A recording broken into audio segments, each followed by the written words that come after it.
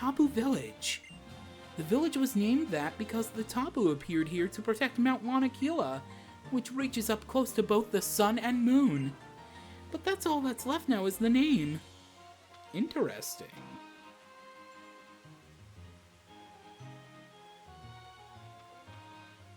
Oh, look, James!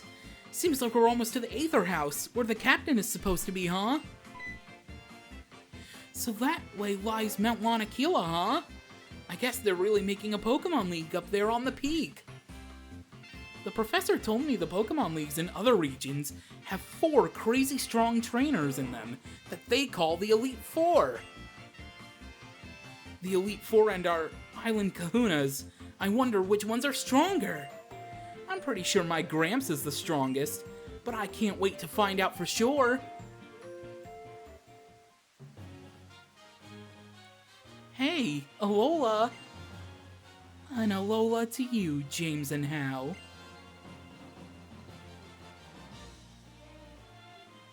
So, this is Tapu Village. We must learn all we can about this place. It seems there are many stories in its past, but once long ago, the Blinding One battled against the Tapu in this spot. It's thought that the power that came pouring out of the Ultra Wormhole at that time may be the source of Z-Moves' power. Yes, the light that the Blinding One... the light that Necrozma can wield. Our ancestors were greedy, though. They sought to control all of Necrozma's light. They hurt Necrozma. They left it incomplete, and in such a state, it went mad with fury. And so our light was stolen by Necrozma. Our world is at peace now, thanks to the Megalo Tower, which keeps the Blinding One contained. But we believe the tower is reaching its limit. And the Blinding One, Necrozma, hungers for light. The Blinding One may run wild in its fury, but it did also give us light once. So we would like to help restore the Blinding One to its true form. But we do not even have the slightest idea of how we can do that. If you learn anything that you think might help, would you share it with us? After all, you are far more familiar with the Z-Moves than we are.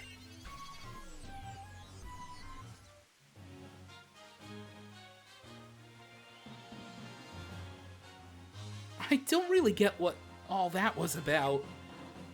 But it seems like those Ultra Recon Squad people are in a pretty hopeless spot, huh?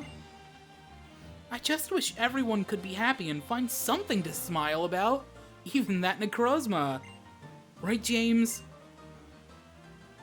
Yeah, how? Sure.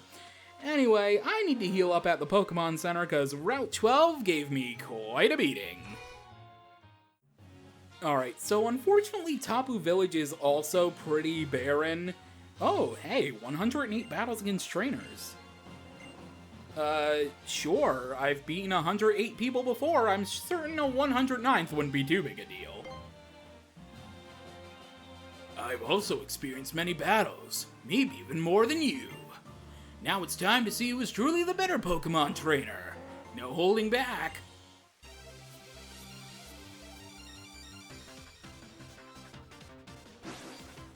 I introduce you to Mr. 109, aka Veteran Angus. Ooh, he has 3 Pokemon. And you know what, I will keep this battle in just because, for God's sakes, I've had so many cuts in this episode so far, I might as well just leave it in. Alright, so you start out with a Shelgon. That's pretty cool. And it is raining too, so we do get to see a weather effect in battle. Let's go for Shadow Claw, and we do go first. And that did nothing at all. Oh, Shelgon knows Brick Break. Remember when I was saying Game Freak likes to give AI movesets that actually are pretty good and can be helpful against Pokemon? Yeah, that's one of them. Brick Break on a Shelgon against a normal type. Nothing to laugh about. Alright, we're gonna send Triton out though because I do not want to lose Caffeine. Caffeine's the baby on the team right now, so I really want her to gain experience and catch up with everybody. We're going to use Icy Wind here with Triton on Shelgon, and that is going to take it out. Very, very nice. Triton is going to grow to level 42 thanks to that, and I believe Caffeine is going to grow to level 38 from that. Alright, next up is going to be yet another dragon type. This time it's going to be Sliggoo. Okay, so you are definitely one of the trainers that take advantage of the veterans being dragon type archetype. Because there are certain trainer classes that just have, like, a certain Pokemon, and veteran is usually dragon. And once again, Sludge Bomb, a poison-type move against a fairy type for type coverage. My god, Game Freak. Why don't you do this for all your gym trainers? Why do you do this for a freaking veteran? And Thunderbolt! My goodness. Man, oh man. Game Freak, you really need to do this more often. Gonna use Icy Wind. That is not enough to take out Sliggoo. In fact, this Sliggoo might actually take me out. I live, but... Okay, poison didn't happen, thank god. I was gonna say, watch will get poisoned and Triton would faint, but no. We managed to hang on. Down goes Sliggoo. And next up is gonna be Gabite. I do want to stay in... I want to stay in, but I also... what could Gabite hit me with? What does Gabite learn? I'm trying to think of Gabite's learn set from Generation 7. I'm gonna stay in, and I'm probably just gonna use a Hyper Potion, to be honest. Just to see what it might use. It might not even use something of type coverage. It might use Dig or Bulldoze or something. But what might it use? Earthquake, okay. Well, that's even more frightening. Especially because that still did half. Oh my god, that still did half. Okay, I'm going to use Icy Wind because it is 4 times super effective. You do outspeed me though, because again, I might be fully evolved, but I'm a slow boy. And Triton does go down to that. Wow, okay. Oh, this might be bad. How about we go into Elizabeth? I guess? I'm trying to think, what... Maybe we'll use Giga Drain? I'm not entirely sure if we're even gonna live this move. Oh wow, we did live. It was a critical hit. Thank God for Pokemon Refresh. We use Giga Drain. It isn't super effective, though, so that does suck. Okay, Leftovers is going to heal me up a bit, but again, this doesn't matter, because Earthquake will do at least half my health, clearly. We might actually be in a bit of trouble here. I'm going to switch into Rocco just to see what Gabite's going to go for, but I think I'm going to have to heal up... Oh, wow, you have Shadow Claw. So you have type coverage for ghost types. Wow. I think I'm going to have to heal up Triton, and I'm going to have to hope that I live in Earthquake. Although, considering I got taken out, I had half health on the other one, not quite sure I would live it, to be honest. So, I might be in a little bit of trouble here. We're going to switch into Caffeine. Comatose, yeah, whatever. I'm gonna use another Hyper Potion to heal up Triton. I did avoid it, that's kind of cool. You know what, we're gonna switch into Gwen, because I actually want Caffeine to get a bit of experience here, so I'll let Gwen faint off an Earthquake, potentially, just so Caffeine can gain some experience. I forget, I'm not electric type yet, so I need to keep that in mind. Let's use X-Scissor. If we outspeed it, we outspeed it. We don't. Okay. I was hoping to get a bit more chip damage, but unfortunately it wasn't in the... Oh, never mind. I think it is in the cards. X-Scissor. And we actually took the bite out, but Rough Skin takes Gwen out. Oh, that's unfortunate. I'm sorry, Gwen. I'm really sorry. Elizabeth grows to level 42, and we have defeated Veteran Angus.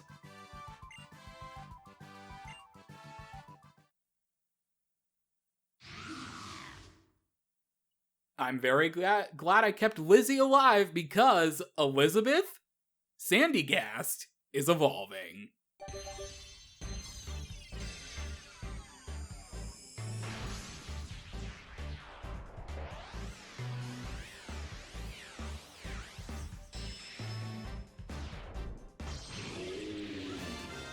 Our Sandygast has been coronated into Palisand. Palisand's data has been added to the Pokedex, and I love the contrast from shiny Sandygast to regular Palisand. Pokemon Bank, thank you for making that happen. The Sandcastle Pokemon.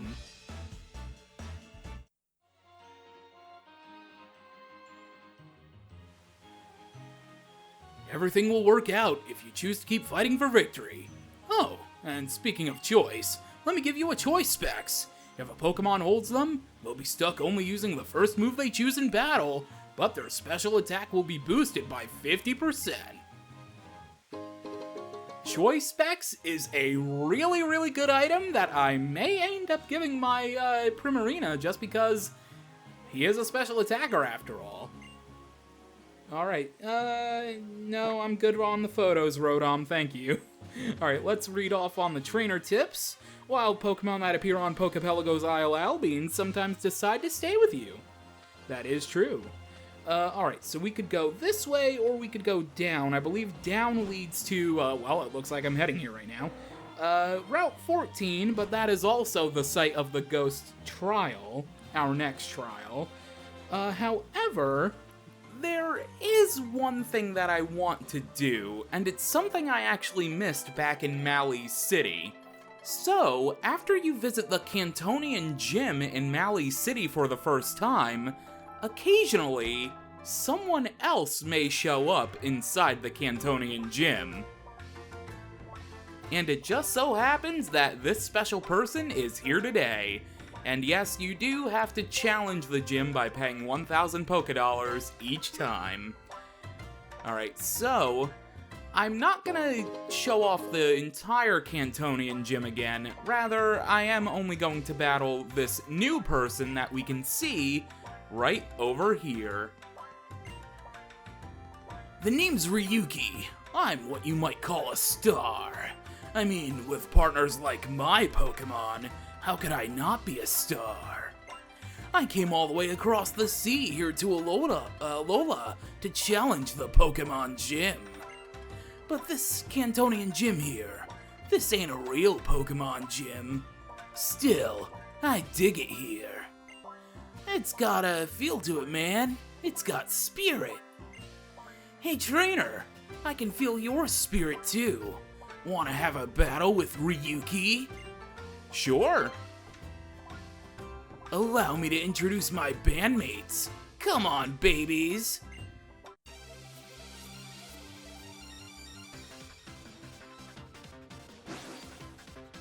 Here we go. We have been challenged by Pokemon trainer Ryuki, who a lot of people figure is from the Galar region because he's in a band technically. He's like a rock star, and you know, Sword and Shield kind of have a lot of Rockstar-esque vibes going on with it. Anyway, Ryuki is actually a Dragon-type Pokemon user. Again, still no Electric types here in the Cantonian Gym, which is also ironic, because in the Sun and Moon anime, Ryuki is portrayed, I was thinking of the right word, portrayed as the Cantonian Gym leader in the Sun and Moon anime, which is pretty cool. But anyway, let's talk about his Pokemon that I have right in front of me. He's starting out this battle with Turtonator, a Fire Dragon type, shell armor for the ability, with Flamethrower, Dragon Tail, and Iron Defense. I only brought Caffeine with me because Caffeine is the baby of the team and she needs to catch up a little bit more with everybody else. And also, if the levels are off, it's because I'm actually recording this after, like, the next 2 episodes. So, if everything is off in terms of the levels, I do apologize. Alright, Ryuki's next Pokemon is going to be Gabite, level 29, Dragon Ground type, with Sand Veil for the ability, with the moves Dual Chop, Takedown, and Sand Tomb. Okay, Dual Chop's actually a pretty cool Dragon type move. Doesn't do too much damage, but it still does enough. Critical hit, ouch. Okay, let's just go for Shadow Claw. We do outspeed, so thankfully we will be able to take it out. And thankfully Gabite did not have Rough Skin, because if his Gabite did have Rough Skin, probably would be in a little bit of trouble right now.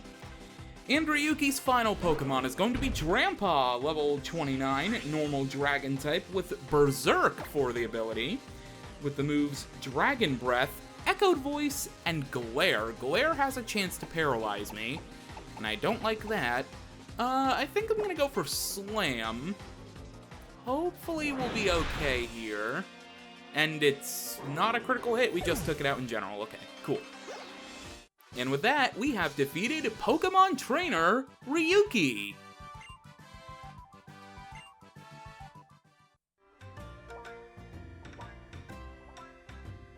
Alright, my babies were all fired up to play a set, but you chilled them out nicely. That's right, a dragon scale. I've poured my spirit into it too. We've obtained a Dragon Scale. Helps power up Dragon-type moves. Hey, you're curious about what kind of item the dragon scale is, aren't you? Well, you'll have to figure that out for yourself. Once Alola gets a real Pokemon gym, I'll give you my word I'll become the Dragon-type gym leader. And there we go. That is it for Ryuki at the Cantonian Gym. And yes, I will not want a refund. I'm content with spending the 1,000 Pokédollars just to battle Ryuki. But all in all, this was a pretty eventful episode. We ended up exploring all of Tapu Village, which isn't saying much because there really wasn't much to Tapu Village anyway. Then we returned here to the Cantonian Gym to battle a new trainer who I guess has aspirations of becoming a gym leader when Alola eventually gets them in the remakes in like 10 years. And of course, one of our Pokemon evolved. We ended up having our Queen Elizabeth evolve into Palossand, and I gotta be honest, I was very, very tempted after I initially caught Elizabeth to catch another one, a male one, and nickname it Charles, like I said I was going to if it was male, and I was very tempted to make the dark humor joke of having Elizabeth evolve into Charles, because, you know, Queen Elizabeth died and Charles became the new king. I have very, very twisted sense of humor. I apologize, but it is something I did want to mention, just because if I didn't share that in the ethos, it would have upset me greatly. Anyway, with that, on that note, that is going to do it for this episode of Pokemon Ultra Sun and Ultra Moon. We technically aren't done here in Tapu Village, because if we look on Rotom Dex, there is a little flag marker you can see that it's basically pointing us to where we need to go next. So we will be heading there next here in Tapu Village, and probably exploring Route 14 and the beach alongside that area where we need to go. Until then though, thank you for watching, and I will catch you later.